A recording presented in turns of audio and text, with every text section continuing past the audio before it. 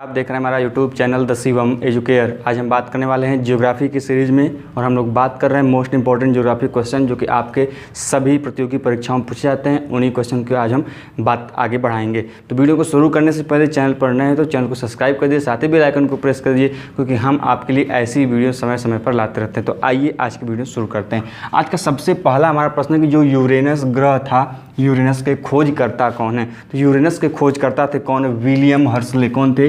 William हर्शले। कई बार exam में इनके नाम से पूछा जाता है कि विलियम हर्शले ने किस ग्रह की खोज की थी, तो आपका सही उत्तर होगा यूरेनस की। अगले प्रश्न की तरफ बढ़ते हैं कि विश्व मानचित्र के निर्माता कौन है? तो विश्व मानचित्र के निर्माता है एनेक्सिमेंडर। कौन है? एनेक्सिमेंडर विश्व मानचित्र के निर्माता है। और कल मैंने जो वीडियो बनाई थी उसमें मैंने भारत के मानचित्र की जो जिन्होंने रचना की थी उसके बारे में बताया था। उसको आपको कमेंट बॉक्स में बताना है। यदि आपने नहीं देखा तो आप चाहें तो उस वीडियो को भी देखकर चीज़ों को देख सकते हैं, समझ सकते हैं। अगले प्रश्न की तरफ बढ़ते हैं कि प्रथम बार ब्रह्मांड का मॉडल किसके द्वारा प्रस्तुत किया गया था? मतलब जो हमारा यूनिवर्स है, जो ब्रह्मांड है, उसका एक मॉडल रूप किसने प्रस्तुत किया था? यह आपके एग्जाम में पूछा गया प्रश्न है। तो इसका पहली बार मॉडल प्रस्तुत किया था अलेक्जेंडर फ्रीडमैन।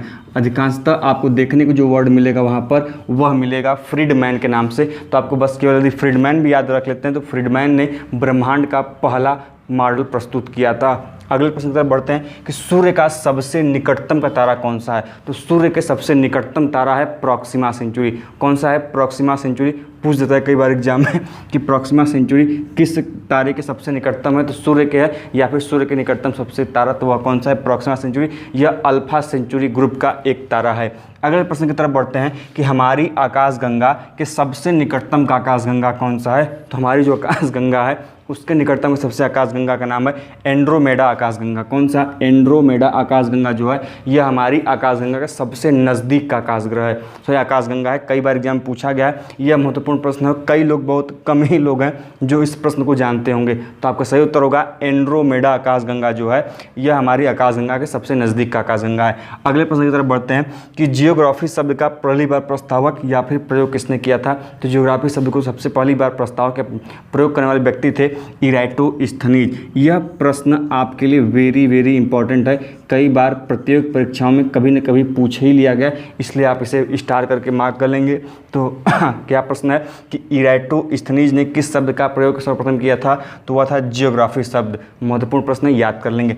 अगले प्रश्न की तरफ चलते हैं। सिंपल है कि सूर्य के प्रकाश की चाल कितनी होती है? तो यह प्रकाश की चाल जो होती है 3 × 10⁸ मीटर पर सेकंड। यहाँ ध्यान रखिएगा, यह जो यूनिट है कभी कभी बदल देता है, तो आपको मीटर पर सेकंड याद रखना है। 3 × 10⁸ मीटर पर सेकंड। अगले प्रश्न की तरफ बढ़ते हैं कि पारसेक किसका मात्रक है? तो पारसेक दूरी का सबसे बड़ा मात्रक में से एक है। पारसेक किसका है? तो दूरी का है, डिस्टेंस का है। यूनिट कौन सा चीज़? पारसेक। अगले प्रश्न की तरफ बढ़ते हैं कि सूर्य का प्रकाश पृथ्वी तक पहुंचने में कुल कितना समय लग जाता है? तो सूर्य के प्रकाश को पृथ्वी तक पहुंचने में जो समय लगता है सभी लोग जानते हैं 8 मिनट कभी कभी, लेकिन मॉडर्न जो परीक्षाएं होती हैं उसमें सेकंड के बाद से भी चीज़ें पूछी जाती हैं। तो आपको याद रखना है 8 मिनट और 18 सेकंड में सूर्य की जो प्रकाश है वह पृथ्वी तक आती है। कितने मिनट में?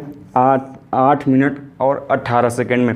आज का लास्ट प्रश्न है कि बुध का एक दिन, मतलब जो बुध ग्रह है उसका एक दिन पृथ्वी के कितने दिनों के बराबर होता है? तो कुल 90 दिन जो पृथ्वी का होते हैं यदि हम उनको मिलाएं तो कुल मिलकर वह बुध के एक दिन के बराबर होगा। तो हमने इस वीडियो के माध्यम से कुल 10 महत्वपूर्ण ज्योग्राफी के प्रश्नों को जाना। वह प्रश्न जो काफ़ी महत्वपूर्ण है। तो वीडियो कैसी लगी जरूर बताएं, साथ में दोस्तों के साथ शेयर करना ना भूलें। मिलते हैं ऐसे इंटरेस्टिंग वीडियो के साथ नेक्स्ट वीडियो में। तब तक के लिए जय हिंद, जय भारत।